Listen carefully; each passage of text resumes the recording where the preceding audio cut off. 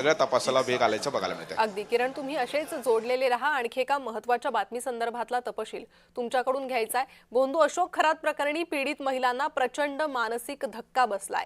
खरातच्या जाळ्यात अडकलेल्या पीडित महिलांना गंभीर मानसिक त्रास होतोय। 8 ते 9 पीडित महिलांनी मानसोपचार तज्ञांची भेट घेतल्याची माहिती सूत्रांनी दिली। व्हिडिओ व्हायरल झाल्यामुळे त्या घरातच एकट्या पडल्यात।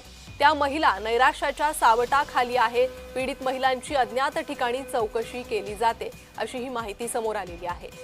पुन्हा एकदा जाणार आहोत आमचे प्रतिनिधी किरण यांच्याकडे। किरण, अत्यंत धक्कादायकच ही बाब होती। अशोक खरातचं प्रकरण बाहेर आलं, मात्र त्यानंतर त्या पीडित महिलांचं काय? त्यांची चूक नसताना त्यांना या सगळ्या त्रासाखालून जावं लागतंय आणि त्या संदर्भात ही महत्त्वाची अपडेट समोर येते। काही महिलांनी मानसोपचार तज्ञाकडून सल्लाही घेतल्याचं कळतंय। काय अधिक अपडेट?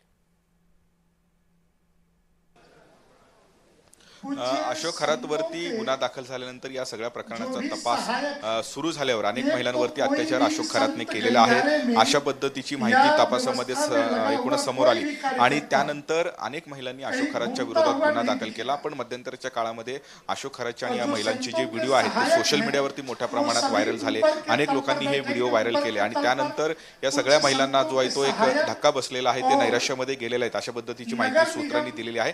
खरं तर ज्या लोकांनी हे सगळे व्हिडिओ व्हायरल केलेले आहेत त्या लोकांवरती आतापर्यंत नाशिकच्या पोलिसांनी अनेक गुन्हे दाखल केलेले आहेत। त्याच पद्धतीने एसआयटीने सुद्धा हे गुन्हे दाखल केलेले आहेत। जवळपास 150हून अधिक गुन्हे आतापर्यंत व्हिडिओ व्हायरल करण्यावरती हे दाखल झालेले आहेत। पण या महिलांना मोठ्या प्रमाणात या व्हिडिओ व्हायरल झाल्यामुळे धक्का बसलेला आहे आणि त्याच पद्धतीने या महिलांनी मानसोपचार तज्ञाची सुद्धा ही मदत घेण्याची जी आहे किंवा घेण्यास सुरुवात केल्याचं आपल्याला बघायला मिळतंय। आणि या महिलांची जी चौकशी आहे किंवा जे एसआयटीला जी माहिती हवी आहे त्या अज्ञातस्थळी हे एसआयटीचे अधिकारी जाऊन महिलांकडून माहिती घेत आहेत अशा पद्धतीचं एकूणच सूत्रांनी माहिती दिलेली आहे। त्यामुळे इथून पुढच्या काळामध्ये अशा पद्धतीचे जे व्हिडिओ आहेत ते व्हायरल करू नका असं आवाहन सुद्धा पोलिसांच्या वतीने करण्यात आलेलं आहे। त्यामुळे जे कोणी व्हायरल करतील अशा पद्धतीची व्हिडिओ त्यांच्यावरती कठोर कारवाई करू अशा पद्धतीचा इशारा सुद्धा देण्यात आल्याचं बघायला मिळतंय। जी किरण, धन्यवाद या सविस्तर माहितीसाठी।